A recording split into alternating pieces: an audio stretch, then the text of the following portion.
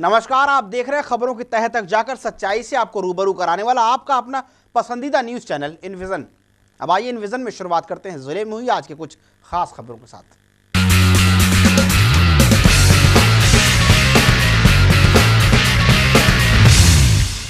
बिहार की राजधानी पटना में भारतीय जनता पार्टी के प्रधानमंत्री पद के उम्मीदवार नरेंद्र मोदी की हुंकार रैली को केंद्रित कर किए गए सीरियल धमाकों के तार अब पूर्वांचल के मिर्जापुर जनपद से जुड़ते दिखाई दे रहे हैं।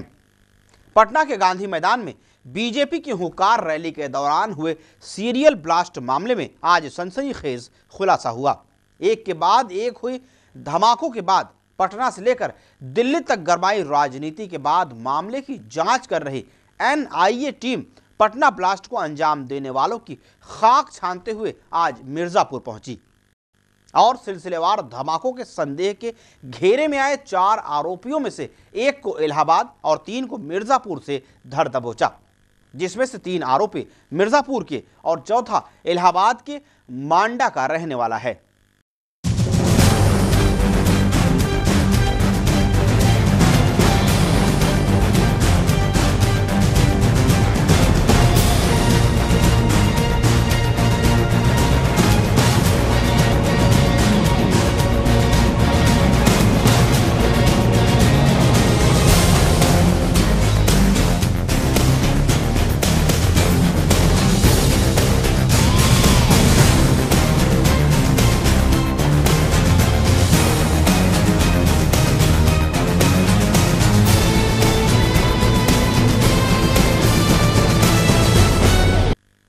इस बात की खबर जैसे ही हवाओं में घुली, मीडिया कर्मियों की भीड़ जिला अस्पताल पर टूट पड़ी, जहां कड़ी सुरक्षा व्यवस्था के बीच चारों आरोपियों को स्वास्थ्य परीक्षण के लिए ले जाया गया।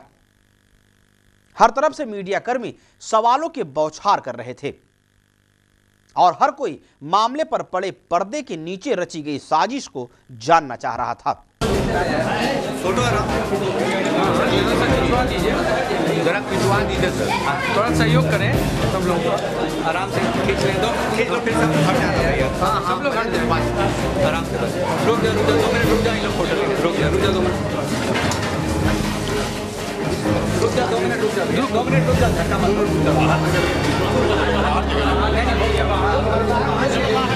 लेकिन एनआईए की टीम मीडिया से बचते हुए आरोपियों को सुरक्षा के घेरे में लेकर फौरन जिला न्यायालय के लिए रवाना हो गई। गिरफ्तार किए गए 4 आरोपियों में से 3 मिर्जापुर के रहने वाले हैं, जबकि एक मांडा का बताया जा रहा है।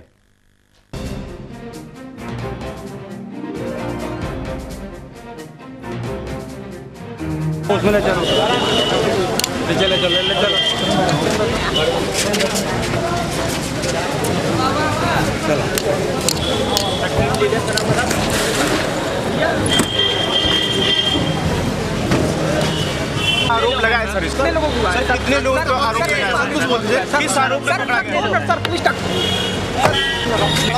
चलिए ठीक है, शुक्रिया।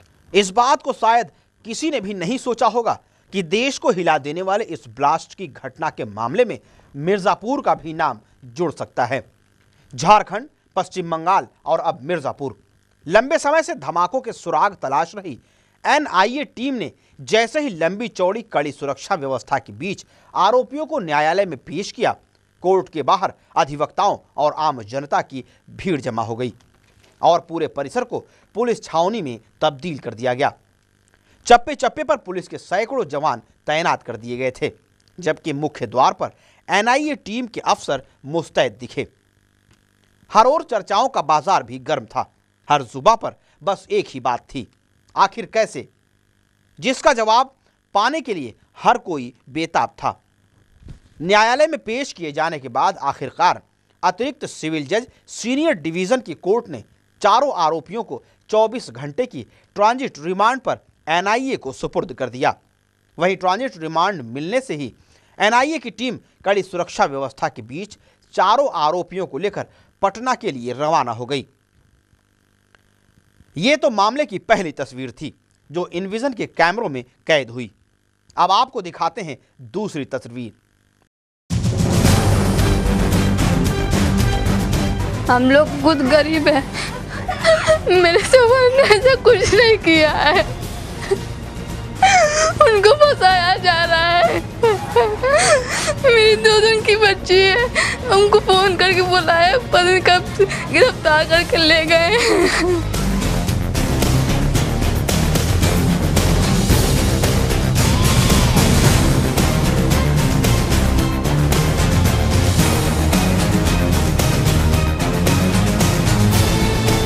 बम ब्लास्ट का आरोप लगाया गया, ये तो फर्जी है सफा साफ। और मेरे भाई को बहुत ज़्यादा ही फंसाया गया है और इसमें मुसलमान लोग आरोप लगा रहे हैं, जिसे मैं इन लोगों से कहना चाहता हूं कि ये ऐसा इस तरीके से क्यों कर रहे हैं। जहां मिर्जापुर के रहने वाले गिरफ्तार किए गए 3 आरोपियों के घर पर उनकी गिरफ्तारी की खबर मिलते ही कोहराम मच गया। जहां एक आरोपी की पत्नी मासूम बच्चों का हवाला देकर अपने शौहर को गरीब और मामूली ड्राइवर बताकर निर्दोष साबित करने की कोशिश कर रही थी। उनको फंसाया जा रहा है। मेरे शोहर ऐसे है नहीं, वो ड्राइवरी करते हैं। मेरे शोहर वो सुबह चले जाते हैं, शाम को आते हैं और फिर अपने घर परिवार में लग जाते हैं। हम लोग आतंकवादी रहते हैं, ऐसे खाते पीते किराए के मकान में रहते हैं। हम लोग खुद गरीब है। मेरे शोहर ने ऐसा कुछ नहीं किया है, उनको फंसाया जा रहा है। मेरी 2 दिन की बच्ची है, उनको फोन करके बुलाया, पता नहीं कब गिरफ्तार करके ले गए। वो क्या काम करते हैं? ड्राइवरी करते हैं। मेरा छोटा सा बच्चा है, बताइए कैसे हम खाएंगे पिएंगे। मेरे को फंसा कर ले गए, हम किराए के मकान में रहते, मेरा घर कैसे चलेगा।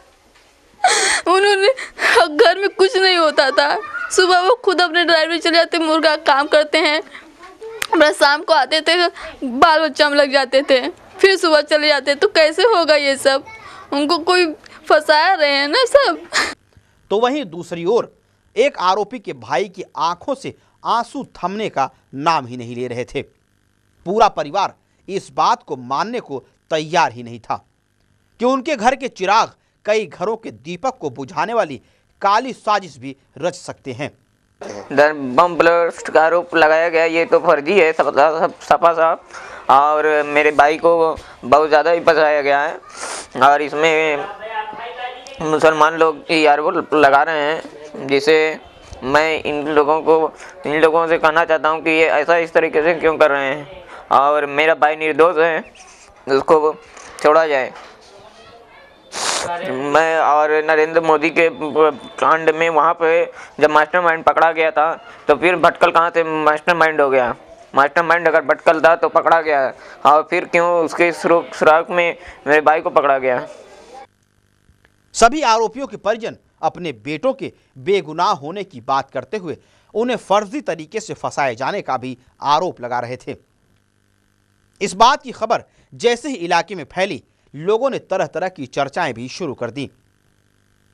नरेंद्र मोदी की रैली में धमाके के 2 आरोपी गिरफ्तार किए गए हैं, क्या कहना चाहेंगे आप?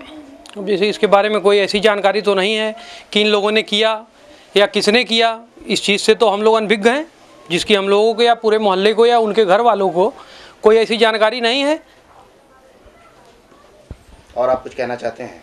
और क्या भाई, अगर ये ऐसा अगर किए हैं, जांच के दौरान अगर ये दोषी पाए जाते हैं, तो इनकी भी वही सज़ा होनी चाहिए जो एक आतंकवादी की होती है। ये पेशे से ये क्या करते थे? पेशे से तो भाई ये ड्राइवरी करता था, हम लोगों के बगल का ही है और बचपन से ये पैदा भी हुआ सामने। ऐसा तो कुछ देखने में नहीं आया, लेकिन अगर इसने ऐसा कुछ गलती किया है तो इसकी सज़ा इसको मिलनी चाहिए, और अगर निर्दोष है तो भाई सबके सामने आएगा। आपको कैसा लगता है? आपको क्या ये निर्दोष है या ये ऐसा? अब देखिए, इस विषय में हम लोग कुछ नहीं कह सकते कि वो निर्दोष है या दोषी है। बहरहाल मामला जो भी है, ये तो जांच के बाद ही सामने आएगा।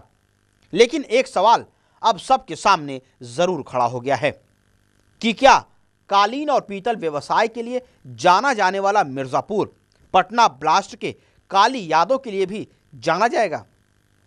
इनविजन में खबरें आगे भी लगातार रखेंगे जारी। फिलहाल लेते हैं यहाँ पर एक छोटा सा ब्रेक के बाद जल्द लौटते हैं।